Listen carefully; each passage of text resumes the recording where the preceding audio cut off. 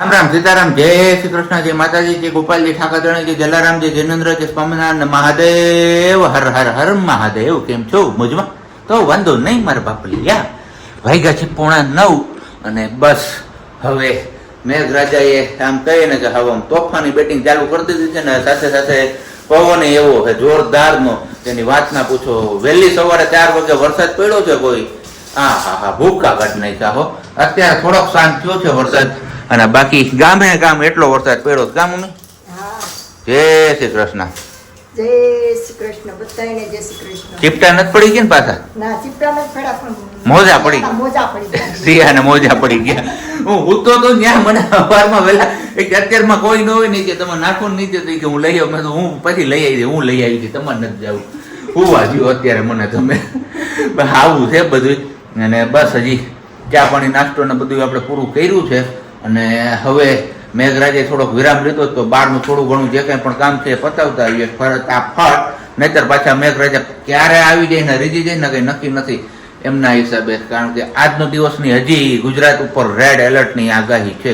આમ તો જો કે જામનગર જિલ્લામાં એ બાજુ તો આમ ડૂચા કાઢી નાખ્યા. પેલા પાયલબેનના ગામમાં આરબલુસમાં 32 ઇંચ વરસાદ. એ ફૂટમાં આમ કહે તો 3.5 ફૂટ પાણી પડી ગયું સીધું. હવે એ હાલત શું હોય છે? તો તમારા ગામમાં કેટલો વરસાદ પડ્યો ને તમે નીચે કમેન્ટ બોક્સમાં ચોક્કસથી કમેન્ટ કરજો. અને પાછા હમણાં મળીએ છીએ આપણે થોડીક વારમાં. ત્યાં સુધીમાં તમે લોકોએ વિડીયોને લાઈક ન કરી તો લાઈક કરજો. ચેનલ ઉપર નવા હોય તો ચેનલને સબસ્ક્રાઈબ પણ કરજો. સાથે સાથે બેલ આઇકન દબાવવાનું ના ભૂલતા અને કમેન્ટ્સ કરવાનું પણ ના ભૂલતા. એ છે અત્યારે 11:45 વાર છે અને બસ પ્રજ્ઞા પણ હવે સૂઈ ગઈ છે. કારણ કે છેલ્લા 2 દિવસથી આ એમને સરખી ઊંઘ નહોતી થતી રાતના. એમના હિસાબે એ પણ સૂઈ ગઈ છે ને અહીંયા હવે હું અને મમ્મી જાગીએ છીએ પણ રસોઈ અડધી પડધી બની ગઈ લાગે છે. આ શું છે? મગની દાળ. મગની દાળ ને રોટલી. ઓકે, તો મગની દાળ ને રોટલી એવું છે. ને બસ મેઘરાજાએ પણ હવે થોડો વિરામ લીધો એવું લાગે છે. કારણ કે કલાક જેવો સમય થઈ ગયો છે. મેઘરાજા ગયા હવે કંઈ છાટાછૂટી કે એવું કંઈ થતું નથી. તો બસ હવે નથી જોતો મેઘાને કંઈ. હવે વર્ષા મેડમને રજા ઉપર મોકલી દો ને સુરજ સરને પાછા લઈ આવો તમે તો જ આમાં હાલશે. ને કરા વર્ષા મેડમ છે ને પાછા રિવિઝન ઉપર રિવિઝન કરાવે. કોર્સ પૂરો થઈ ગયો ને તો પણ કંઈ નહીં. હાલો હવે ફટાફટ રોટલીનો ટાઈમ થઈ જશે હમણાં એટલે રોટલી કરી લઈએ. પ્રજ્ઞાને કંઈ જગાડવાની નથી કારણ કે એમને કીધું છે કે હું જ્યારે જાગું ને ત્યારે મને જમવા આપજો, બાકી મને જમવા માટે ઉઠાડતા નહીં.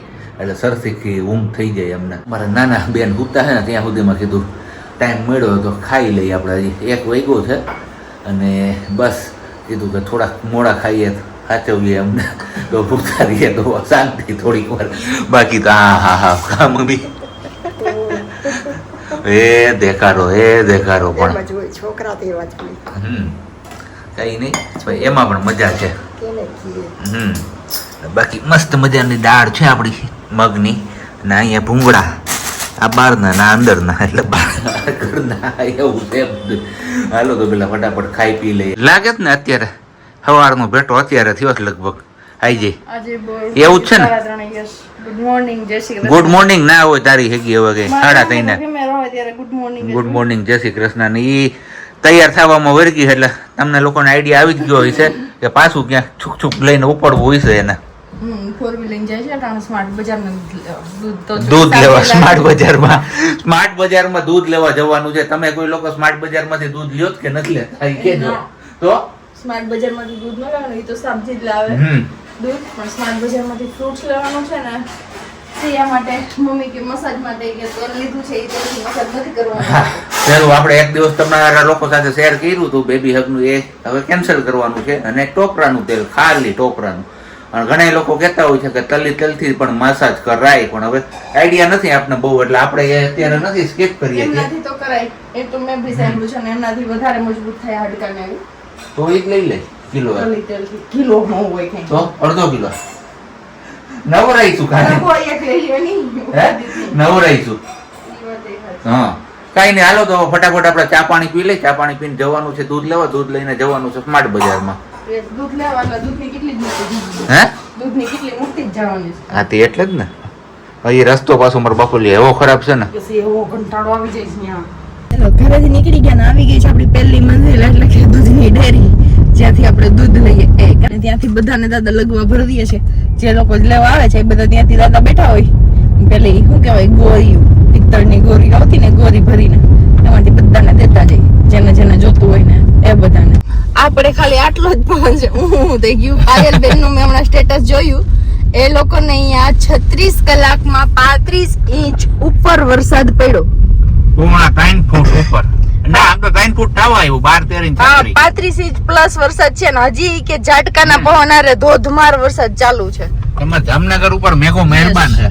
આરબલુસ ઉપર સ્પેશિયલી કેમ કે હમણાં એક વખત કીધું તું, મેં કીધું તમે ત્યાં રોકી રાખો જયારે શરૂઆત થઈ ને વરસાદની ત્યારે, તો કે અમે લાડવા કરીને ખવડાવ્યા છે ને એટલે તો હવે મને એમ છે તમારા લાડવામાં ઘી વધી ગયું હશે પાયલબેન.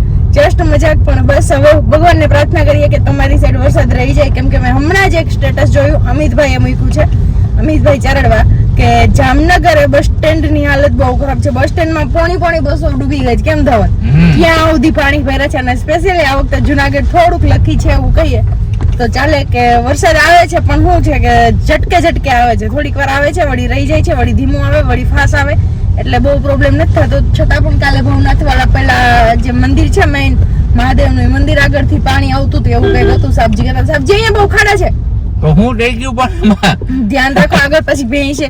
એ માતાજી, આ માતાજી નો કહેવાય, આ તો કાળી ભેંસ કહેવાય. કેવી ભાઈ? કાળી ભેંસ. મેં કાળા પહેર્યા છે. જસ્ટ હું હમણાં એ જ કહેવાનું તે કાળા પહેર્યા. હું બોલું છું ખબર નહીં, પણ 2 દિવસમાં સિયા બેને કથડીને અમને આવું મગજ મુકાવી દીધો એવી હાલત થઈ ગઈ હતી. પણ કઈ વાંધો નહીં, છોકરું કથડે નહીં તો કોણ મોટા કથડીએ આપણે, બસ એવું કંઈક છે. અને અત્યારે સારું છે, ઘણા કોમેન્ટ કરી છે કે પેટમાં દુખતું હોય છે અને હિંગ લગાવો, પણ બધી બનતી ટ્રાય કરી હતી. એકે કોમેન્ટ કરી કે બેન ખાવામાં ધ્યાન રાખો, પણ બેન કઈ ખાતી જ નથી. હળદર મીઠા વાળું શાક ખાય છે ને ઈ શેનું ખાય છે સબ્જી શાક? ઘોડા, તુરિયા, ગલકા ને પાલક ને મેથી, બસ આ 4 જ શાક ખાઉં છું. 5મું એક શાક હું મોઢામાં નથી નાખતી. અને લાલ મરચું પાવડર વાળું તો કોઈ પણ વસ્તુ નહીં, લાલ મરચું નહીં, ધાણા જીરું નહીં, ગરમ મસાલો કે એવું કઈ બી નહીં. બસ એટલું સાદું જ ખાઉં છું, એનાથી વધારે કઈ ખાતી પણ નથી. અને વીટનો પણ પ્રોબ્લેમ નતો. પછી કારણ હોસ્પિટલ આવ્યા ત્યાં એવું કીધું આપણે થોડુંક ઠંડુ વાતાવરણ હોય તેમ થાય કે ગરમી ઓલી ઠંડી લાગશે, ઠંડુ વાતાવરણ છે તો અસર કરે ચોમાસું, એટલા માટે આપણે થોડીક એને વધારે પેલું રાખતા હોય વીટ લાવીને. તો ડોક્ટરે એવું કીધું કે કદાચ એને બફારાના લીધે કે બાફ થતી હોય કે ગરમી થતી હોય ને એના લીધે બી કચકચ કરતું હોય છોકરું. કે અહીંયા અમે લેવાતા હોસ્પિટલ બતાવવા માટે જ. કેમ સબ્જી? બાકી બીજું બધું કઈ પ્રોબ્લેમ નથી. તો ચલો હવે ફટાફટ સ્માર્ટ બજારમાંથી ફ્રૂટ લઈ લઈએ ને ફટાફટ પહોંચી જઈએ ઘરે. કેમ કે અત્યારે સિયા બેબીને આપણે સુવડાવીને આવ્યા છીએ ને મમ્મીને હિંચકાની દોરી હાથમાં આપીને આવ્યા છીએ કે અમે આવીએ ને ત્યાં સુધી કન્ટિન્યુઅલી હિંચકો આઈ ક્યારેક જોઈ હિંચકો. ભલે રે આપણે ક્યાં હમણાં ક્યાંય જવાનું છે સેલમાં ક્યાંય. કાલે રમાબેન આવ્યો પણ સોરી રમાબેન કે સિયા રહેતી નહોતી તો એટલી વાર તમારી સાથે બેસાણું પણ નહીં અને સિયા બેબીને તમે રમાડી પણ ન શક્યા, એટલે છેક થી દૂર થી આવ્યા હતા છતાં પણ ફરીથી આવજો. ત્યારે સિયા બેબી થોડાક મોટા થઈ ગયા છે એટલે નહીં વાંધો આવે ને પછી રમશે પણ ખરી. પણ કાલે કીધું ને કે 2 દિવસથી કઈ હતી ને તો નહોતી રહેતી કોઈ વાતે, એટલા માટે ખાલી થોડીક પરેશાની કરી. એમની આગળ હું વધીને 5-10 મિનિટ બેઠી છું. કેમ ઈ આવજા કરીને એક ધારી 5 મિનિટ તો કન્ટિન્યુ પણ નહીં.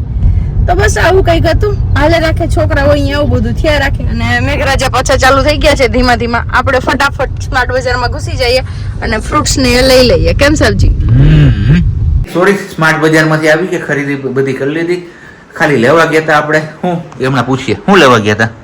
સફરજન પેરું ને જલદારું. અને લાવ્યા હું સફરજન પેરું, જલદારું, ટોપરાનું તેલ, પછી અને બસ બોલું બેબી માટે બાસ્કેટ, છાસ, બસ પૂરું.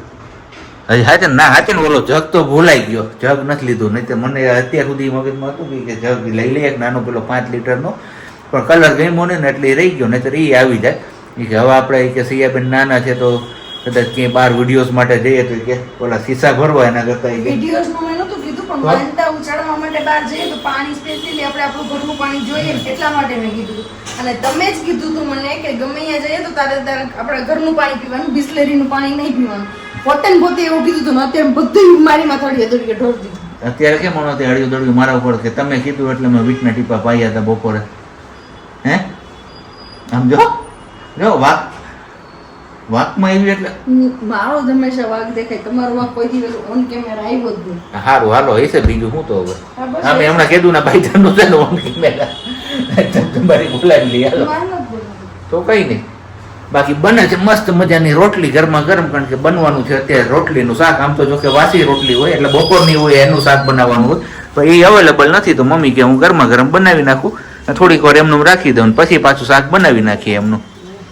તો એ લોકોએ તો એમનું ખાવાનું નક્કી કરી લીધું, પણ હવે મારે હું ખાવું નહીં, મારે નક્કી કરવું જોઈએ. એટલે મારે એકલું જ બનાવવાનું. હે તારે એકનું જ બનાવ? છાશ ને મીઠું નાખીને મમ્મી નથી ખાવાનું. ઓકે. સાદું સાદું.